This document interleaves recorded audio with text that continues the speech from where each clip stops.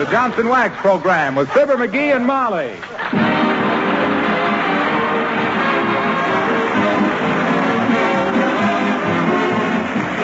The makers of Johnson's Wax, Johnson's Car New, and Johnson's self-polishing Glo-Coat present Fibber McGee and Molly, written by Don Quinn, with music by the King's Men and Billy Mills Orchestra.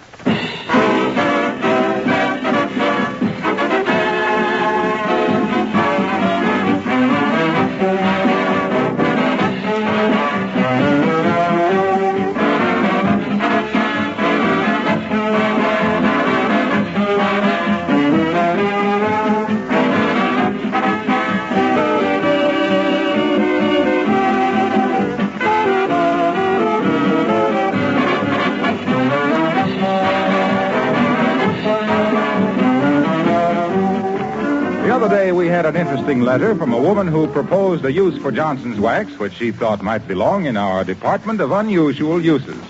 It had to do with protecting and improving the looks of porch floors and woodwork now that spring is here and porches are coming into use again in so many parts of the country. Well, this use for Johnson's Wax really isn't unusual, but it's a good idea, especially now that homes throughout the land are getting their spring house cleaning. Clean your porch floors now, and then spread on a coat or two of Johnson's paste or liquid wax. Wax the woodwork, too. You'll be giving the finish, whether paint or varnish, honest-to-goodness protection against dirt and the rains that blow through your porch screens.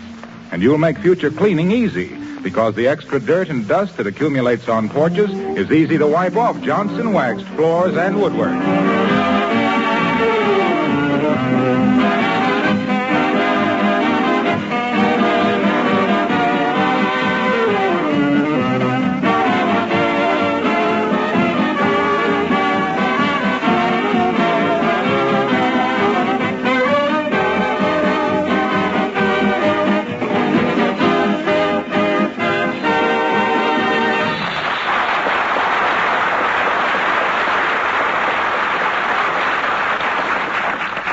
One thing about being an average citizen, it's the exciting things that happen to balance the dull things that makes you average. Like what is happening right now to Fibber McGee and Molly.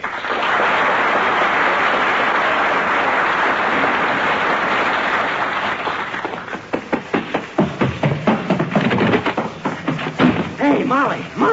Something awful has happened. Now, take it easy, McGee. Well, gee whiz. Whatever it is, in 20 or 30 years, you'll look back at it and laugh. Yeah. I'll be looking back at it through the bars of a jail. That's where I'll be looking back at it through the...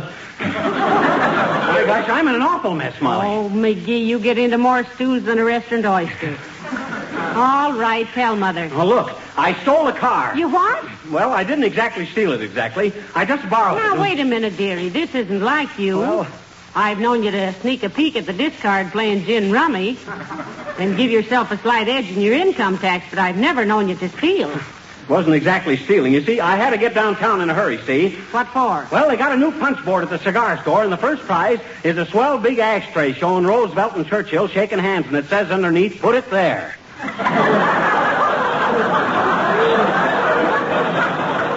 And I know I could have won it if I'd have got Now, never mind that. Whose car was it? Old Lady Uppington's. Oh, dear. She told me I could borrow it sometime in an emergency, and this was an emergency. On account of you don't often see a swell ashtray like that with two Yeah, people. but what's all the excitement? You brought the car back, didn't you? No. Why not? Because somebody stole it from in front of the cigar store. Oh, heavenly days, you are in a mess, Well. dearie. Did you report it to the police? Sure I did, over the phone. And they said, what's the license number? And I says, I don't know. And they says, who are you? And I didn't want to embarrass Uppy, so I says I was Morton J. Muffin of Kokomo, Indiana. And I described the car to him and hung up quick. And then I run home. Well, then why didn't you give your right name? I couldn't think of it. Well, there's only one thing for you to do, dearie. Call Abigail and explain the whole thing. Oh, I was afraid you'd say that. She'll pin my ears back so far back I can hear the Battle of Hastings. Nevertheless, you have to do it. I'm sure she'll be reasonable. Reasonable, my clavicle. That old rhino has got a tongue sharp enough to shave with. She'll be about as reasonable as a hornet in a hairnet. But hand me the phone. Here. Thanks.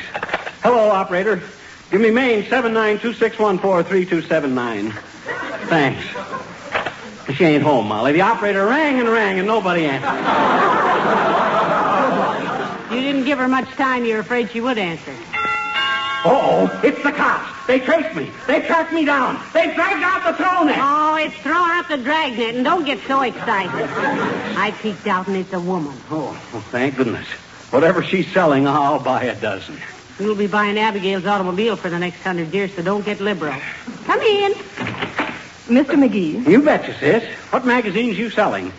You're a little old to be working your way through college, but a gray-haired co-ed is better than a platinum dumbbell, I always say. So I'll be glad to subscribe to whatever... Mr. McGee, I am a bailiff. Well, that's great, sis. It's a fine thing when... You're a what? She's a bailiff, McGee. A bailiff. Meaning the police want you. Serve your papers, dearie. This isn't official, Mrs. McGee, Oh. but they would like to have Mr. McGee drop in at the police station as soon as convenient. Thank you. Boy, this looks bad. You see how polite she was? They would like to have me drop in at the police station. And when I do, they'll wham the Junior out of me with a rubber hose. Well, after all, they could have sent a squad car after you. They're giving you the benefit of the doubt. Oh, yeah. Those guys wouldn't give you the habeas off an old corpus. I'll bet they want me to make a break for it so when I come running out, they can shoot me down like a dog. Don't be so gangbusterish.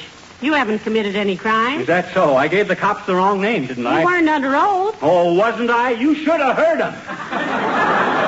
Well, come on, McGee. Huh? Where? To the police station. Huh? Might as well get it over with. Oh, no, you don't. I ain't walking into no trap. I got to get me some character references. I got to get a lawyer. Do you know any lawyers? Sure I do. A friend of mine in the Elks. Old Oliver Pross. We call him Nolly Pross. Come on, let's go see him. All right, I'll run up and put my face on. I'll be right down. We'll get going. Ah, there's a good kid. Sticking by me through thick and thin. I'll bet if they send me to prison... they can't send me to prison for borrowing a car. Oh, no, boy, they can throw the book at you for that. Well, I didn't steal it. Yeah, but can you prove you didn't steal it? I don't have to prove it. All I done was to... Oh, my gosh, they got me. Well, I'll go quietly. Car stealing is bad enough without beating up a couple of cops. Come in. Hi, mister. What you sticking your hands out for? I thought I was going to be... Oh, hi, sis. I'm glad to see you. See, are you? I sure am. Why? Huh? Why, what? Why are you glad to see me? Gee, you hardly ever, almost never are. Well, it's just sheer relief, sis, old sis. I was expecting some very unpleasant visitors. While you're nothing to be cast away on a desert island with, you're a darn sight better than a couple of harness bulls. Gee, are you getting some harness bulls, mister? On the contrary, sis. On the contrary. Look, sis, I guess you better run along now. I don't want to be in hospital. That is, I don't want to be an old nasty, but, well, I got to be alone. I want to be alone with my thoughts. Oh. Look, mister. Yeah? We've been friends a long time, haven't we? Certainly seems like a long time. Gotta admit that. You got something on your mind, I know. Huh? Some secret sorrow, gnawing at your heart like an evil serpent. Huh? I know you don't like to burden others with your sorrows. You don't like to lean the weight of your sorrows upon others' shoulders. You're the strong, silent type. Who, me? What good is a friend if not to share your sorrows? To lighten your burden as we struggle down life's road together. Why don't you open your heart and pour out your trouble to a woman? A woman whose understanding heart will help you bear your lonely load. Come on, what's the matter? Well, gee, sis.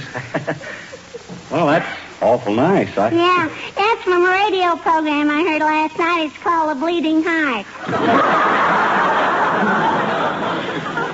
Well, that's a mighty pretty hunk of sentiment, sis. Yeah, but it's a lot of malarkey. Huh? Yeah, if anybody gave me that baloney when I was in a jam, I'd slap them silly. Well, that's a fine idea. And Oh, no, you don't. I'm getting out of here.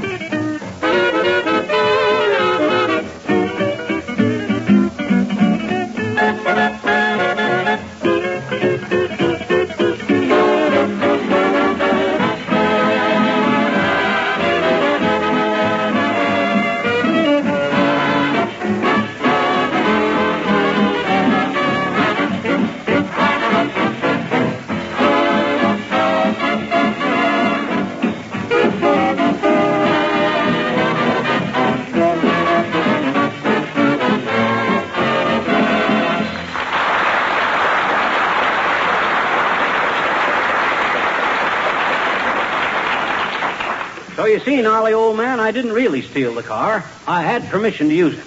Now, where do I stand with the cops now? Yes, Mr. Frost, we've got to say the right thing at the police station, you know. Well, as I see it, the crime, if it was a crime, and there will be extenuating circumstances to it.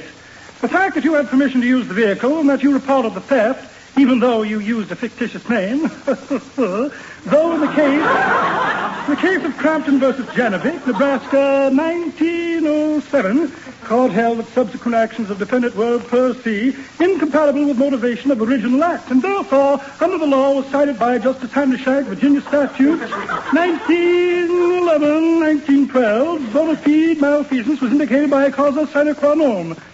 You see what I mean? In words of one syllable, no. Me either, Nolly. You going to handle my case or not? My friend, you're hotter than a dime store frying pan, and I wouldn't touch this case with the mast of the Mayflower. Is that clear? It is. And thank you, Mr. Frost, for your trouble. And if there's anything we can ever do for you, just ask us. Yeah, and we'll sock you right in the puss. Come on, Molly. Well, he was a big help. You got any more big-hearted friends that will rush to your defense, dearie? Hey, I got to do something quick. What I need is some character witnesses. Might be smart to leave your character out of this, sweetheart. If Mr. Frost was too scared to handle the case, you must be halfway to the hot seat right now. Oh, that's silly. I haven't done anything. Gee whiz, they can't treat me just like this. Well, hello there, kids. What you doing in this building? Oh, we had to consult a lawyer, Mr. Oldtimer. Oh, kids. Don't do it. Don't do it. Huh? Patch up your troubles and make the best of it. Look, daughter, maybe Johnny here is kind of impulsive and is always putting his best foot in his mouth. So what? And Johnny... What are you talking about? Oh, you two kids seen a lawyer when you've been so happy together. Why, Jiminy, don't you know that marriage is a wonderful thing and nobody should Say, ever... who's talking about marriage? We had to see a lawyer about somebody stealing a car. Yeah. Oh, I see. Thought for a minute you and Johnny were... it wouldn't be a bad idea either. How you ever managed to get along day after day with that little squirt, bragging and shooting off his bazoo? Why, it's a shame. You get trot back in there, daughter, and file papers. Oh, cut it out. I got no time for kidding, old-timer. Look, how'd you like to be a character witness? For who? For McGee. Johnny, I do it just for the fun of it. I've seen a lot of characters in my day, but by ginger, you top them all. Wait till I talk to him. Is he a character, I'll say? No. All I need is somebody to vouch for me with the cops. Tell him I'm a good citizen. Yeah. Tell him he wouldn't steal. Tell him I'm upright and honest. Oh. Tell him he's straightforward. And truthful. No, wait a minute, Johnny. Don't reach. Anyway, I can't make it today. You'll have to get somebody else. I see. I always heard that a man's best friends were dogs, and they're certainly acting like it. Okay, old-timer, but don't ever ask me any favors. No, kids, don't be like that. I'd do it if I could. I'd go with you in a minute, except what? that in a minute I got an appointment with another feller. Yeah. Well, good luck, Johnny. Remember, if they hang you, you got a legal right to a chicken dinner.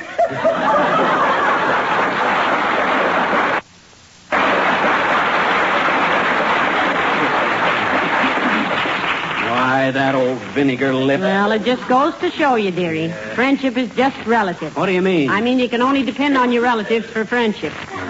This don't mean anything. Nobody's turned me down except an old droop that don't know his left foot from a hot rock, and a two-bit lawyer that only passed the bar because nobody'd buy him a drink. I'll find somebody to help me. Well, I hope so. Your circle of friends is narrowing down so it looks like a wheel off a roller skate. Yeah. Who can you get? Well, now, let me see. Who could I get? Say, how about Billy Mills? No, he's sore at me. What for? Well, I showed him a song I wrote, which the name of it was, My Sister's Got a Date with a Bombardier, so take a run around the block, Buster. And Billy said it was no good. I says, what do you know about music? And he said, why don't I grow up? And I says, after seeing what it did to him, I didn't want to. And he said, I'd be a corny comedian if I was a comedian. And one word led to another. And Well, hello there, folks. Hello, Mr. Wilcox. That's the guy I wanted to see, Junior. What's on your mind, pal? To give you the benefit of a widespread doubt. Well, he's got trouble, Mr. Wilcox. No kidding, Junior. I'm in a hot spot. I'm practically a fidgety from judgment right now. Yeah? Well, elucidate, chum. Right? Huh? Explain it to him, dearie. Oh, well, look, Junior. I'll state the case hypothetically. Now, suppose you borrowed somebody's car, see? Yes. And maybe you parked it someplace with the motor running, and while you were in a cigar store working on a punch board to win a swell big ashtray that, believe me, I really need, and while you were in there, somebody copped the jalopy. You mean to tell me you borrowed somebody's car and then somebody stole it? Whose car was it? Abigail Uppington. Oh, brother. Why, pal, I wouldn't be in your shoes for all the T-bones in Texas. She doesn't think any more of that limousine than I do of my right eye. That's my good eye, too. I know. It's a pretty fancy car, all right. Why, say everything she owns is fancy. She even uses monogram mothballs. Oh, what'll I do? I got a notice to appear at the police station. You want my advice? Oh, indeed we do, Mr. Wilcox. What do you think I've been telling you all this for? Just to ruin your mascara? Well, what you need, my friend, is a couple of good character witnesses. Ha-ha, now we're getting somewhere. I knew I could depend on you, Junior. Where would a guy be without his friends? Well, there's nothing like a good character witness. The more, the better. Take Johnson's wax, for instance. Friendship is a beautiful thing. Why, there are thousands of witnesses to the high character of Johnson's wax. Friendship. And they'd all testify to its time and labor-saving character, to its dependability and quality. Friendship. What a grand old word. Why, when a product has character and quality like Johnson's wax, it never has to worry about friends to recommend it. Friendship. They all know that Johnson's wax is the finest thing in the world to protect and preserve floors and furniture and woodwork and enameled surfaces against dust, dampness. Friendship. Let me sit by the side of the road in a house and be friendly. Say, can you go to the police station with us right now, Mr. Wilcox? Who, me? Oh, no, I'm sorry. I have a very important appointment. Sorry, pal, but you'll find somebody, though. So long now.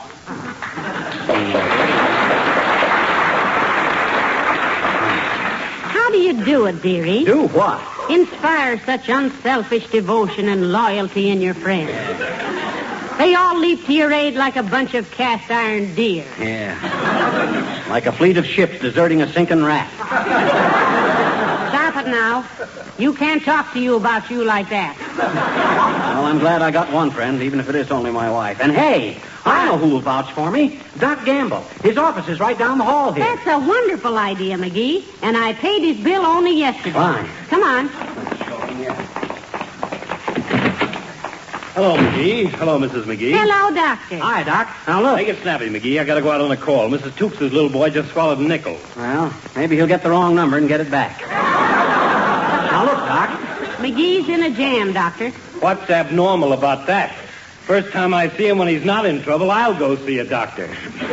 But look, Doc, I got to go to the police station and clear myself, see? They've dragged out the throw net. Thrown out the dragnet. They're after me. And I need a couple of character witnesses, see? How about it, Doc? Will you witness my character? Take off your shirt, McGee. There you go again. Take off your shirt.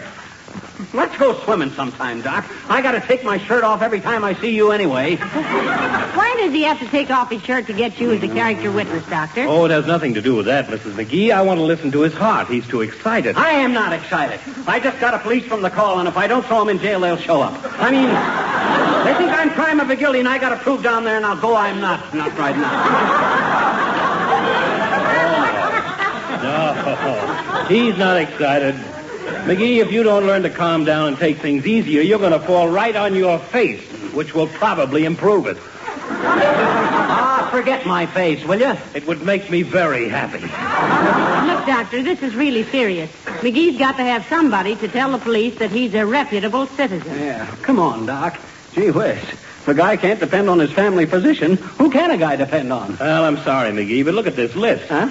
I've got to see a small boy about removing a nickel. Yeah? I've got to see a man about getting his thumb out of a bowling ball. I've got to see a woman airplane spotter who thinks she sees a stork coming. I have to visit a young man who wants some advice about getting married and won't take it when I give it to him. I got to waste a perfectly good afternoon seeing a dozen assorted darn fools about imaginary ailments, and now you come along and want me to go with you to the police and tell them you're good to your mother. Tell them yourself. I'm busy. Good day.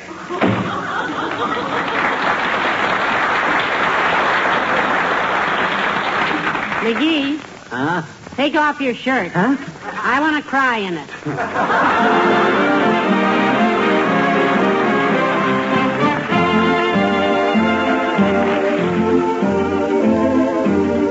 The King's Men sing Coming In on a Wing and a Prayer.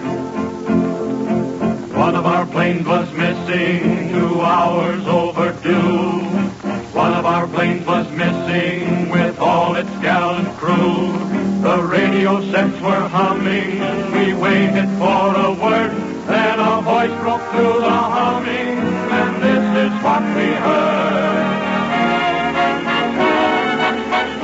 Coming in on a wing and a prayer. Coming in on a wing and a prayer. So there's one motor gone, we can still carry on. Coming in on a wing and a prayer. What a show, what a fight. Yes, we really hit our target for tonight. How we sing as we limp through the air. Look below, there's our field over there. With our full crew aboard and our trust in the Lord, we're coming in on a wing and a prayer. What a show, what a flight, what a day, what a night. We got through and didn't quit till we got a solid hit on our target for tonight. So we sing as we limp through the air. Look below, there's our field over there. With our full crew aboard and our trust in the Lord, we're coming in on a wing and a prayer.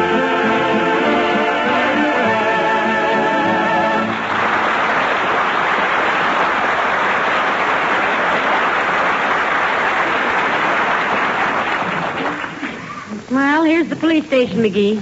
Come on, let's get it over with. Wait a minute, I want to get my story straight in my mind. So you see, Captain, I am perfectly innocent. I had permission to use the car, and the only reason I didn't give my right name when I called up was I fell in a coal hole and everything went black. And that's why... Okay, Molly, I got it. Come on. Hi, officer. Can I speak to you a minute? Well, why not? Why not? I'm a public servant, and with servants so hard to get, the public doesn't deserve me. Come on, no. What is it, no? What is it? Well, he wants to explain about a stolen car, Captain. Not a captain I am, of course. I'm only a sergeant. Due entirely to politics. Come now. What is it? Look, Sarge, I'm Fibber McGee, 79 Wistful Vista. Wait a minute now. Clancy. Yes, Sarge. Take this down in longhand. I can take it down in shorthand. I said take it down in longhand, you omadon. With longhand, one of us can read it.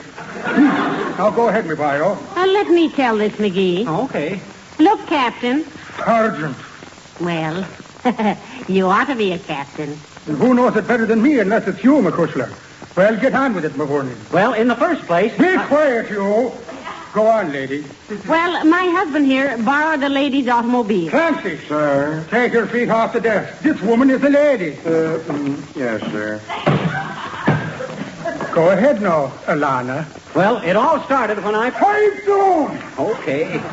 Look, my husband borrowed a car from a friend, with permission, of course. I see. I follow her. And he parked it downtown, and whilst he was in a store, somebody stole I it. understand the first word. He reported it to the police. I see. And I know who was the legal owner of the said vehicle now? Mrs. Abigail Uppington. Uppington, is it? Aha, Clancy. Yes, sir? Bring in the thief we caught driving the stolen vehicle. Yes, sir. Are those tickets for the police picnic I see on the desk there, Sergeant? McGee, buy a ticket from the sergeant. Huh? Why should I buy this? Oh, yeah. How much are they, Sarge? About a copy, me boyo. And you'll understand you're under no compulsion to buy a single one of them at all. You'll be wanting 10, no doubt. 12. 12? Yes, 12. Well, you better make it 15. Here you are, Sarge, $15. Well, thank you very much. You're a fine public citizen, you are. And we all Here she is, Doc. She was driving the stolen car when Fitzpatrick and Goldberg picked her up. Why, this is an outrage. I demand to see a lawyer immediately. Abigail. Uppy! Oh, Mr. McGee, will you tell this public detriment exactly who I am? Well, this is Mrs. Uppington, Captain. The owner of the car my husband borrowed. Your husband borrowed my... Oh, so it was Mr. McGee who took my car and left it outside a cigar store with a motor running. Yeah, but look, Uppy, you told me I could take it sometime in an emergency, and there was a swell big ashtray with Roosevelt and Churchill shaking hands. Fancy, let go of the lady's arm. What's the matter with you? Don't you recognize the rights of a citizen and a taxpayer? No, apologize. The apology of the police department. Thank you. And now, Mr. McGee... You see, Abigail, McGee was merely only trying to... Be quiet! Quiet, all of you! Quiet! Oh. Driving me out of my mind. Lady, you can go. I'm sorry for the mistake. Thank you. I realize that you were only doing your duty, officer. But when my legal advisor gets through with this man here, this Mr. McGee, he will be lucky to own the shoestring he started on.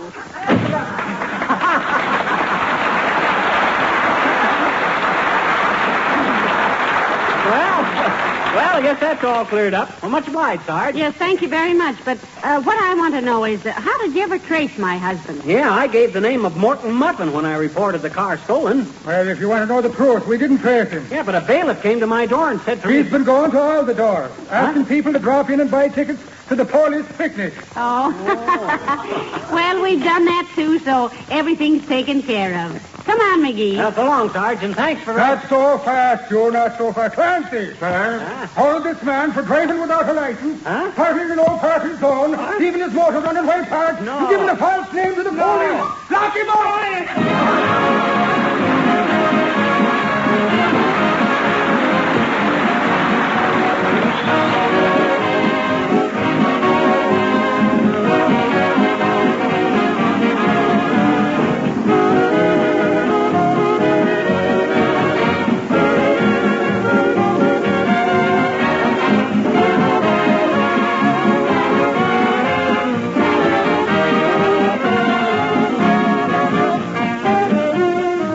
When I mention Johnson's self-polishing Glo-Coat on this program, nearly every one of you will immediately think of your linoleum floors. And that's not merely because I have told you many times that Glo-Coat is self-polishing, needs no rubbing or buffing, and besides saving you hours of work, also saves your linoleum by making it last longer. It's really because so many of you by now have tried Glo-Coat and found these things out for yourselves. You know how easy Glo-Coat is to apply, how quickly you can wipe up spilled things from a Glo-Coated floor. It's a great convenience to have Johnson's self-polishing Glo-Coat on your shelf in times like these, when you want to take extra good care of your floor surfaces and still save time to devote to essential war activities.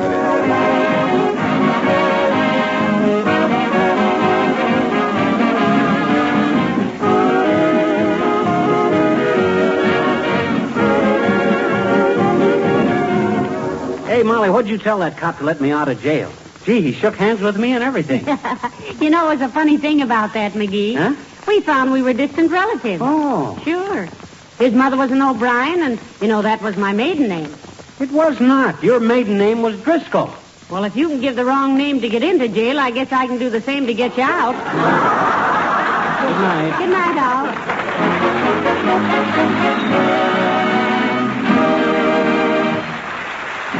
The character of the old-timer heard on this program was played by Bill Thompson. This is Harlow Wilcox speaking for the makers of Johnson Wax Finishes for Home and Industry, inviting you to be with us again next Tuesday night. Good night. This program has reached you from Hollywood. This is the National Broadcasting Company.